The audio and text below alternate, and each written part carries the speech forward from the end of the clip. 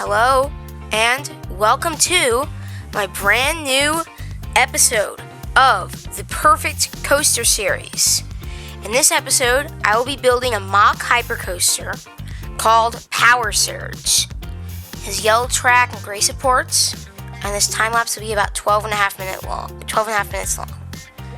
So, what I did is I made it go up to about 212 feet, and then drops down beyond vertical, right here, and then it will rise up and into this cool turnaround element.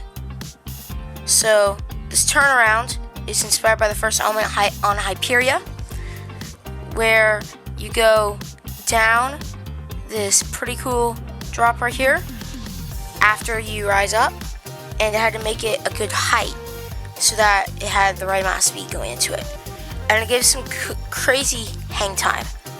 Next is this pretty sharp overbank that goes next to the lift hill, and you'll bank very close to the ground, and that's a really cool element. And this ride is inspired by a lot of the Mack Hypers, like all of them specifically. Has an out and back style thing like DC Rivals, and Hypercoaster inversions like Hyperia and Hypercoaster. It has a non-inverting loop like DC Rivals, but camelbacks like DC Rivals and Hypercoaster. Turnaround like Hyperia, first element like Hyperia. It's a lot of stuff inspired by both, like all those. So this is a big ejector camelback, and it's really cool. It's like pretty good coaster. I'm pretty sure this is better than Grazer.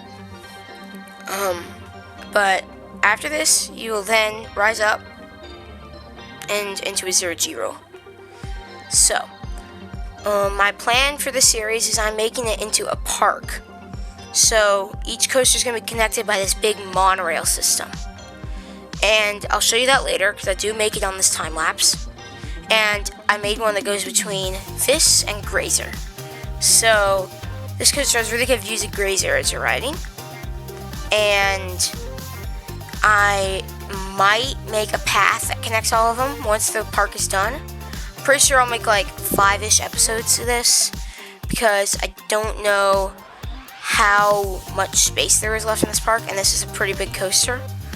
But that is a good 0-0 that I just finished, and now we go into the turnaround, which is very similar to Hyperia's turnaround. And that element, I really like the way this looks, and it has perfect speed. Next is this Outer Bank wave turn. I was sort of thinking of doing that little like wall stall thing on Hypercoaster and Flash, but I made it Outer Bank so it has more thrills. Next, you have this non-inverting loop that is more like the one on Rip Ride Rocket than the one on DC Rivals, but it still really works, and it has good airtime over the top. And it also looks really cool from the queue line, as you'll see in the real-time segment. So, after this is done, you'll rise up into Injector Bunny Hill, after I'm done smoothing these couple elements. So, thanks for all the support on the channel, and we will be going to New York in a couple days. So, I'm pretty sure that Coney Island and Adventureland and maybe Playland are going to be closed when we go, but Nickelodeon Universe is going to be open, so we're going to go there. But after that ejector hill is a S-hill that goes over the bottom of the overbank and then drops underneath. Then you'll have another bunny hill before you'll bank this way, and this goes right up against the path. And then you'll rise up a little step up, and then you'll have a really cool corkscrew right over the lift hill. So after this, I made like a little turn there, but that doesn't stay. So here's the brake run, and this is a pretty big brake run. And now after this, it will go into sort of back-to-back, like single dive. Will have like a single dive and then a reverse single dive, and then have a bunny hill. So this will then connect up with this bunny hill. Pretty cool. And you drop off of this and over this bunny hill, and then you'll go into the two like curve things into the brake run. So I hope you guys have seen my 2 coaster reviews I put out from SeaWorld San Antonio, and I'll be making a lot more soon. I'm gonna have one. I didn't ride Tidal Surge or Great White, but I'm gonna have one for Catapult Falls, Wave Breaker, Steel Eel, Riptide Rescue, Beach Rescue Racer, and then the wave swings that are there. And then after that, I'll also make a top 10 rides there. But I'm just gonna say something that I'm also gonna probably say in that video. It's that I have only ridden 9 rides, I'm pretty sure, at SeaWorld San Antonio. So I'm gonna include a show on that list because I don't have a 10th ride to put on there. So back to this video, and I'm removing all the supports right now. I didn't have to do this on Grazer because that's a wooden coaster and it's supposed to have all the supports, but this one, it is supposed to have sparse supports because it's a steel coaster. Well, Grazer's not really a wooden coaster, it's more of a steel track, but it has wooden supports, and it's supposed to be that way. So now I finished removing the supports on all of this. I'm then going to go over the entire thing smoothing again. So just to make sure everything's smooth, because I didn't do that last time on Grazer, and then there's a couple rough patches that I have now fixed off camera.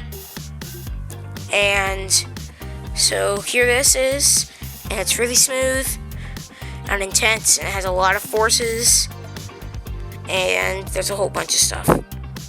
So now I'm coloring the whole thing the right colors, and then I'm making the train, which I really like the way it looks, and then I extend the station, so then I finish like the different brake run setup, and I finished I changed the finale a tiny bit, make it a little bit more drawn out into the brakes. But now it can have a 6-car train instead of a 5-car train, which means more capacity, and it looks a lot better. So this is a really cool looking coaster. So now I'm pretty sure I'm going to work on the monorail next. Nope, I'm going to the paths. Okay, I'm going to grab some water, give me a second. So here are the pads. They are going in fast, and they look pretty nice once the ride's done. They're this nice gray that I just put down, and I just changed the station. So now it's just like, it has a very long queue line. This is like probably longer than Grazer's queue line. But like, these are 2 of the best coasters in the world, so they're going to get very long queue lines. For example, Steel Vengeance has probably the longest queue line at Cedar Point. Oh, here's the monorail. So I thought you could just do a monorail where it goes forward and backward, but it has to be full circuit. So I had to make it go around the back, which I wasn't expecting to do. Oh, here go all the trees. So I'm putting in all these trees, and the trees look really nice.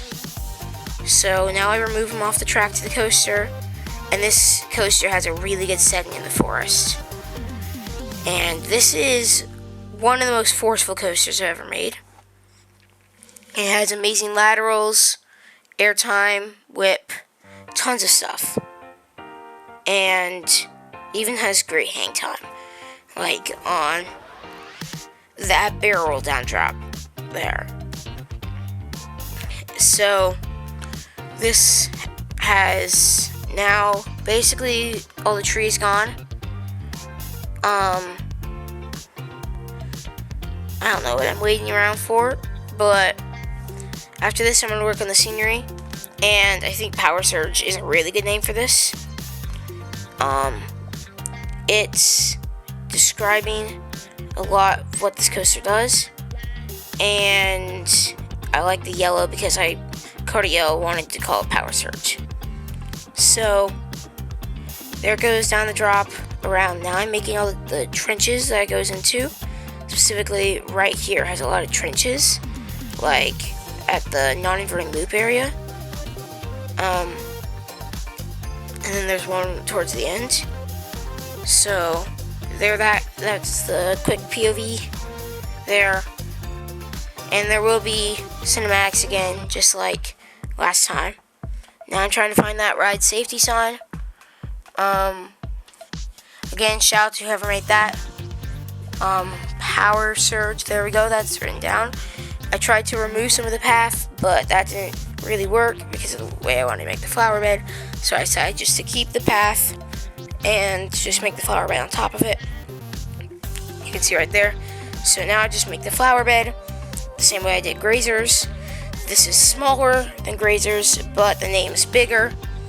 And this is also a lot easier because I did it with a better method. So now, here goes. Just filling this in. Took a while, and now it's almost done. So now I'm putting in all the flowers. And I did this a lot easier than Grazer. So I did all these, and then I just copied them, duplicated them all the way down, and then I just did this on the side, duplicated that to the other side, and then now I made the sign that said Power Surge. I originally wanted to do it like Grazer where I did it in there, but I decided just to make it in normal letter size on the ground, and then I could just scale it up and put it in the exact right spot when I put it on the flower bed, which I think is really good. So now we're coming towards the end of the time lapse. There's about 40 seconds left. So here I go finishing the monorail, and this is when I realized that it needs to be full circuit. And I'll give you a little bit of a quick speed ride of that during the real time. So stay tuned for that. That will be in about 30 seconds. So don't stop watching the video. And after that, I will have some cinematics and a couple POVs of the coaster. And this end of the monorail did take a while to connect, but I finally found how to do it. And there's about 10 seconds left. So I will see you in the next video and in the real time. Thank you so much for watching. Goodbye. Hello, and welcome to the full screen part of this episode.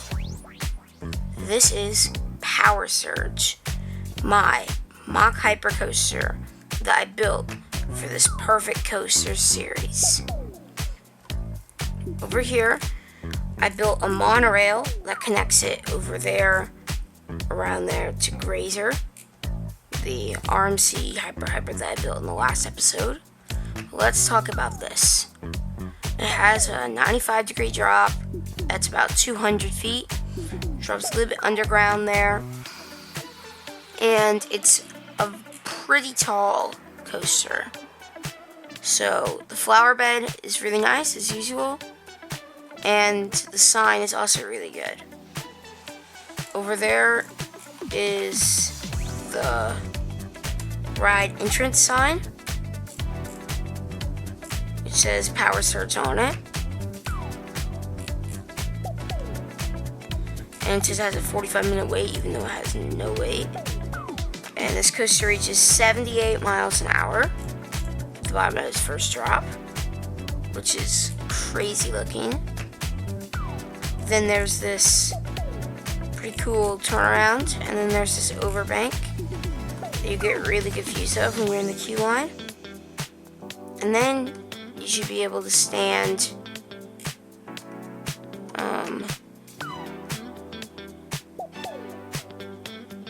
that was crazy, I just clipped through that. You should be able to stand right here and get some good views of the out and back section, which is the main section of this coaster. So after the overbank, you have this camelback hill, and then you will rise up and into a 0G roll, which this coaster is inspired by all 4 currently operating Mack hypers. So it has a 0G roll, and then it has the turnaround that's inspired by Hyperia, where it has the barrel roll down drop after the outer bank. That has, and then outer bank wave turn, before you go into a non-inverting loop.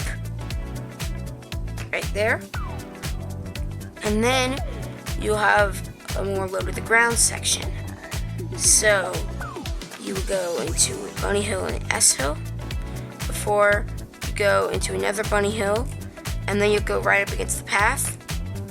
You'll have a little step up, and then a corkscrew, and then after that you have a little bunny hill, and then you'll turn around there before turning nice into the brakes. So this is a pretty good coaster.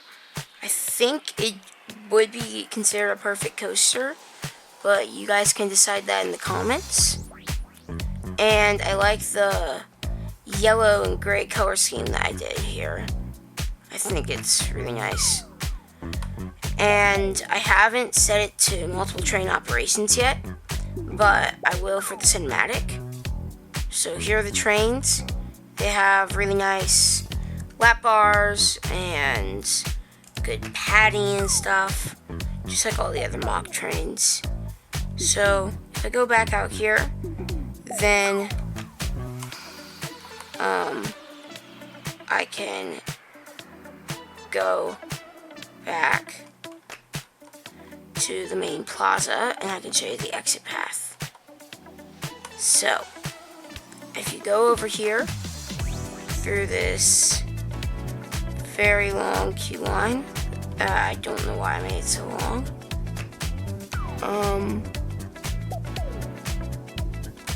This is basically all these coasters are like Cedar Fair, like themed. So they're not really well themed, they're pretty much stylized.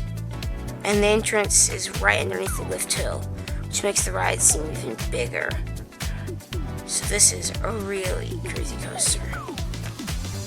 So you can like stand here and just stare at the drop. So over there's a station. I didn't do a building or anything for it, but this is just really cool. So you have nice wavy edges in the paths, and the exit path goes all the way down there. So if I come over here and I ride the monorail, which is getting back right now, I can speed the game up as we head over to Grazer and see what I did over there. Here we go, really fast. And here we are at Grazer. So all I did was add the monorail station.